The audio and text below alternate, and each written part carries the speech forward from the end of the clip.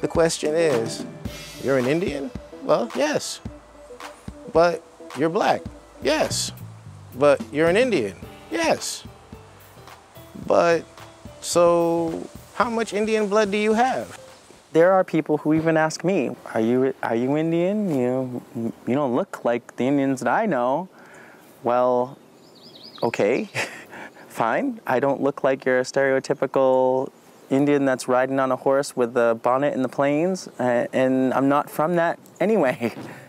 Yes, I have many different cultures that are in my blood, but I was raised with the culture and values that come from here. Our tribe is a family. We're all related, and that's part of what it is to be a tribe, an ancestral tie to this place. Growing up in the inner city, I was either Spanish or I was African American. But my heart and the way I was taught was Wampanoag. This is who you are.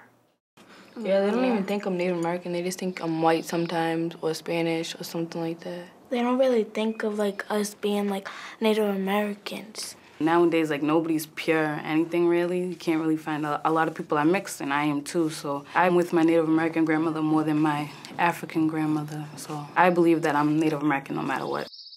Sometimes they would ask me what I am, and they would answer before I could, and it's like, don't judge people. A lot of the reflection in this world that I receive is that the Wampanoag people don't exist.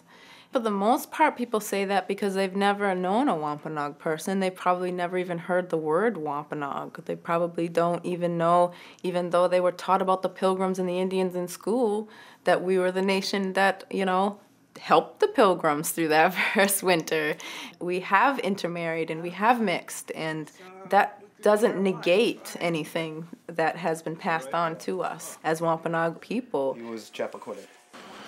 This is my family tree. It goes from my grandfather, then it just breaks it all down, from Deep Bottom to Chappaquiddick. Goes on to 1610. Akiamu, who was the sachem of Nantucket in the 1640s on into the 1700s. Tim's son is named that. Tim's it's a nice name. I'm happy to see it there. I come from a black man who only had one name. His name was Peter. He was not a slave. He was a sea captain who had his own boat and was in the whaling industry. He married a native woman in Martha's Vineyard. And my however many great-grandmother and that whole family line after them bears his single name as their last name.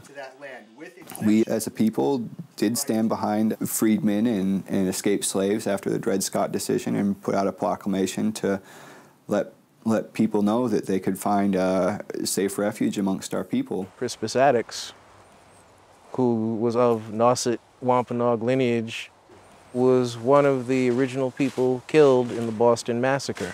A well-known black Wampanoag.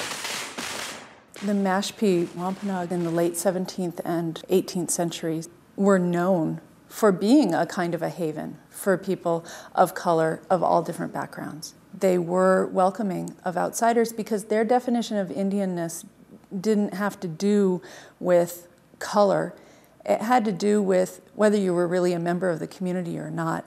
So children who had mixed ancestry parents were fully welcomed into these communities. And this was something that was hard for whites to understand, that somebody from a very complex, racially mixed background could be fully Indian. That was a really hard concept for scholars to get their minds around. Even if there's racial mixture, you can see the same face coming down generations. Even if the coloring is different or something, and you can if you know the people. We have every color that you can imagine in our community. But what makes us Wampanoag is the fact that our relatives did carry on aspects of our culture. Now we have our language again. That increases the amount that we can show who we are.